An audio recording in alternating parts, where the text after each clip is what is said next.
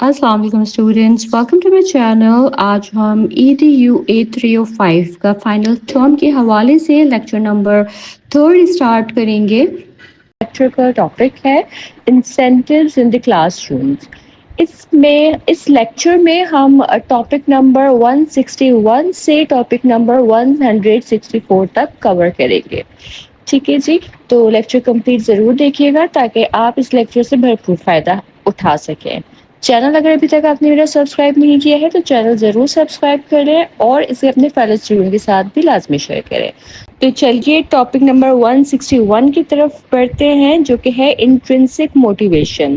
اس کا مطلب ہے کہ کسی کام میں صرف اس کی اپنی خوشی، دلچسپی یا مقصد کی وجہ سے شریک ہونا۔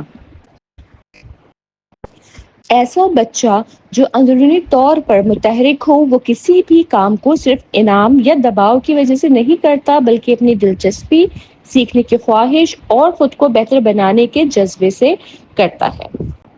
انٹرنسک موٹیویشن کی اگر میں وضاحت کروں تو دیکھیں، جب بچہ صرف سیکھنے کے لیے سیکھتا ہے بغیر کسی بیرونی انعام یا دباؤ کے، تو یہ انٹرنسک موٹیویشن کہلاتا ہے۔ ایسے بچے وہ کام کرتے ہیں جن میں انہیں خوشی محسوس ہوتی ہے یا جنہیں وہ دل سے سیکھنا چاہتے ہیں۔ ٹھیک ہے، بچے کی دلچسپی سیکھنے کی طرف کیسے بڑھتی ہے؟ کچھ بچے جو ہیں کسی خاص موضوع، کھیل یا ایکٹیویٹی سے خود سے دلچسپی لیتے ہیں اس چیز پہ، کیونکہ وہ اسے پسند کرتے ہیں یا اس میں مہارت حاصل کرنا چاہتے ہیں۔ اس طرح سیکھنے کی خواہش اندر سے آتی ہے، نہ کہ کسی باہر بیرونی کسی وجہ سے۔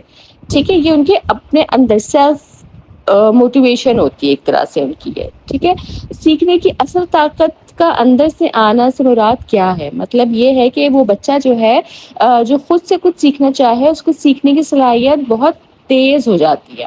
ٹھیک ہے، ٹرو ڈیزائر آف ماسٹری، یعنی کہ مہارت حاصل کرنے کی اصل خواہش صرف اندرونی محرک یعنی کہ انٹرنسک موٹیویشن سے ہی ممکن ہے۔ اس لیے بچوں کی تعلیمی اور رویوں کی نشو و نما میں انٹرنسک موٹیویشن ایک بنیادی کردار ادا کرتی ہے۔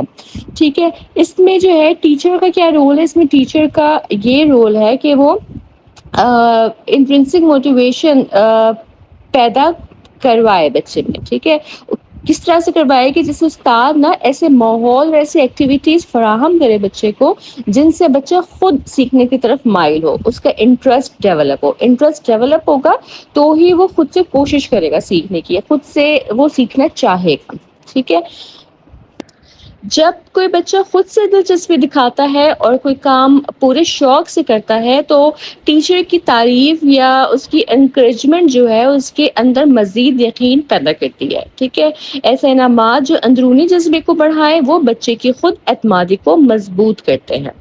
ٹھیک ہے، ٹاپک نمبر 161 کو اگر میں سمرائز کر دوں تو دیکھیں، انٹرنسک موٹیویشن کا مطلب ہے کہ بچہ سیکھنے کی خواہش خود اپنے دل سے رکھتا ہو۔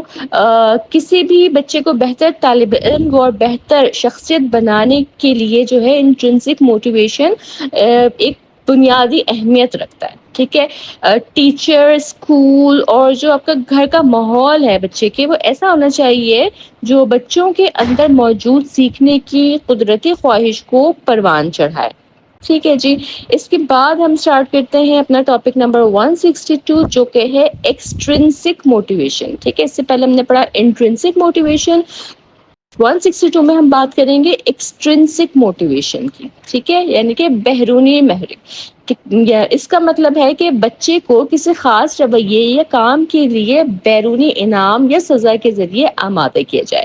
جب بچہ کوئی کام صرف اس لیے کرتا ہے تاکہ اسے انعام ملے یا وہ سزا سے بچ جائے تو اسے ایکسٹرنسک موٹیویشن کہا جاتا ہے۔ فار ایگزامپل، اگر آپ کسی سزا کے خوف سے اچھا رویہ اختیار کرتے ہیں تو یہ بیرونی محرک یعنی کہ ایکسٹرنسک موٹیویشن ہے۔ اگر آپ دوسروں کی مدد اس لیے کرتے ہیں تاکہ آپ کو کوئی انعام یا تعریف ملے تو یہ بھی ایک ایکسٹرنسک موٹیویشن کی ایگزامپل ہے۔ ٹھیک ہے، ایکسٹرنسک موٹیویشن جو ہے کیسے کام کرتا ہے؟ تو دیکھیں، بعض بچے جب بہت زیادہ محنت کے باوجود کامیابی حاصل نہیں کر پاتے تو وہ مایوس ہو جاتے ہیں۔ ایسے بچوں کو انکریج کرنے کے لیے بیرونی انعامات اور مراعات دی جاتی ہیں تاکہ وہ اپنی کوشش جاری رکھ سکیں۔ ٹھیک ہے، لیون کے مطابق جو بچے کسی ہدف کے لیے عام سے زیادہ محنت کرتے ہیں وہ اکثر مایوس ہو کر مشکل کاموں سے پیچھے ہٹ جاتے ہیں. ٹھیک ہے. تو اس پہ ہم بات کرتے ہیں اب کہ بیرونی محرک کے ایکسٹرنسک موٹیویشن جو ہے وہ کب فائدے مند ہے.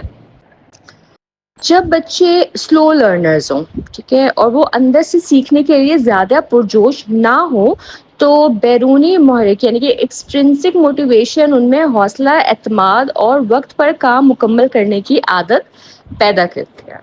جب کسی بچے کو مستقل کامیابی نہ ملے تو اس وقت ایکسٹرنسک موٹیویشن ان کے اندر محنت جاری رکھنے کی خواہش پیدا کرتا ہے.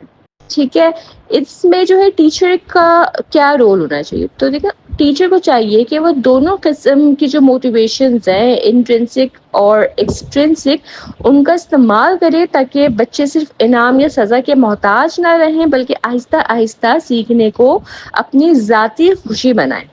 جب کلاس میں اچھی کارکردگی پر انعامات دیے جاتے ہیں تو بچے مزید محنت پر آمادہ ہوتے ہیں اور کلاس روم کا جو ڈسپلن ہے وہ بھی بہتر ہوتا چلا جاتا ہے. ٹھیک ہے.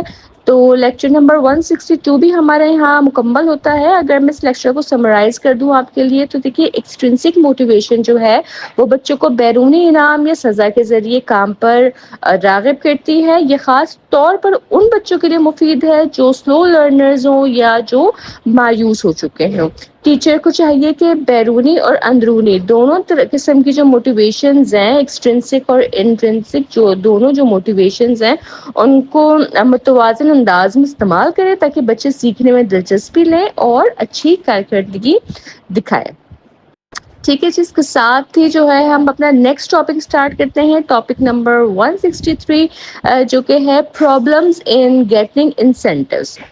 اکثر ایسا ہوتا ہے کہ ایسی ٹیچرز پوری محنت سے تعلیمی مواد کو تخلیقی انداز میں بچوں کے سامنے پیش کرتے ہیں مگر اس کے باوجود کچھ بچے تعلیمی سرگرمیوں میں کامیابی حاصل نہیں کر پاتے.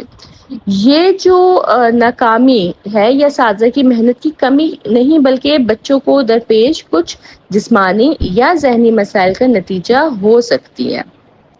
کہ ٹیچر نے اپنی طرف سے تو پوری محنت کی ہے بچے تک بات ڈیلیور کرنے کی، اس کو پڑھانے کی، سمجھانے کی، سکھانے کی، لیکن اس کے باوجود بھی کچھ بچے اس طرح کے ہوتے ہیں کہ وہ باتوں کو ایبزارب نہیں کر پاتے، انہیں نہیں سمجھ پاتے. ٹھیک ہے. تو یہ مسئلہ نہیں ہے کہ ٹیچر نے پراپر نہیں پڑھایا، یہ کچھ بچے کے ہی جسمانی یا ذہنی مسائل کا نتیجہ ہوتا ہے. تو اب ہم دیکھتے ہیں کہ بچوں کو کن مسائل کا سامنا ہو سکتا ہے. تو اس میں سب سے پہلے جو بات آ جاتی ہے وہ ہے موٹر کوآرڈینیشن پرابلمس یعنی حرکاتی ہم آہنگی کا مسئلہ. بعض بچے صحیح طریقے سے کام اس لیے نہیں کر پاتے کیونکہ انہیں جسمانی طور پر ہاتھوں، آنکھوں یا سر کے کنٹرول میں مشکلات ہوتی ہیں. یہ بچے اکثر چھوٹے موٹے کاموں جیسے لکھنے، رنگ بھرنے یا چیزوں کو سنبھالنے میں دقت محسوس کرتے ہیں. صحیح ہے. جب بچہ ایسی مشکل سے دوچار ہوتا ہے تو وہ مایوسی محسوس کرتا ہے اور اس کی جو پرفارمنس ہے اس پر بھی برا اثر پڑتا ہے. پھر دوسرا جو مسئلہ ایک آتا ہے وہ ہے recognition of sounds and symbols یعنی آوازوں اور علامات کو پہچاننے میں مشکل ہونا. کچھ بچے آوازوں یا الفاظ یا علامات کو پہچاننے میں دقت محسوس کرتے ہیں، مثلا وہ حروف کو پہچاننے میں دیر کرتے ہیں یا آوازوں کو الگ الگ سمجھنے میں انہیں کوئی دشواری مشکل ہوتی ہے. اگر ان میں سے کوئی جسمانی جیسے سماعت یعنی کہ ان کو سننے میں کوئی ایشو آ رہا ہے یا ان کی بینائی کا مسئلہ ہے یا ذہنی مسئلہ موجود ہو تو اس صورت میں صرف انعام دینے کا جو نظام ہے نا وہ مؤثر ثابت نہیں ہو پائے گا. کیوں مؤثر نہیں ثابت ہو پائے گا؟ اس لیے کہ اگر بچے کسی کو سیکھنے میں کسی بچے کو اگر سیکھنے میں بنیادی جسمانی یا ذہنی رکاوٹ درپیش ہے تو اسے انعام یا سزا سے زیادہ خصوصی توجہ اور انفرادی ہدایت کی ضرورت ہوتی ہے.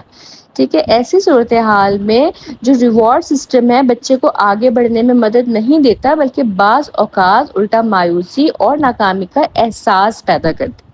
تو اس سینیریو کے اندر ٹیچر کو کیا کرنا ہے کہ اس سینیریو میں ٹیچر کو چاہیے کہ ہر بچے کو انفرادی ضروریات اور صلاحیت تو ہر بچے کی اس سینیریو میں ٹیچر کو کیا کرنا چاہیے؟